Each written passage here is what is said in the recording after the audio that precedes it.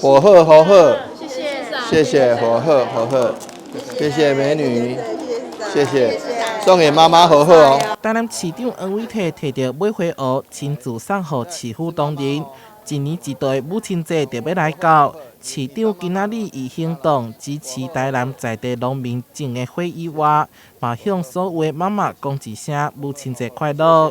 火鹤火鹤，送给母亲节最快乐，健康爱和鹤，家庭爱和鹤，属业嘛爱和鹤，所以说这是非常非常的好的吉祥祝福语。市长黄伟綽表示，过去大家拢是送真容仔花，毋过台南是买花盒的故乡，送买花盒更有意义，因为买花盒台语话音是火鹤。火鹤最大的生产基地在台南，所以我们台南都不知道，结果说这个知名度一定要打开。那所以说正好它的那个谐音很漂亮，很吉祥，所以说就是推动。黄伟綽强调，台南是台湾买花盒外销的重要产地，其中果以6甲大约20公顷上大。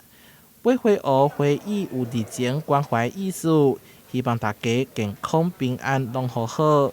台南新闻出海采访报道。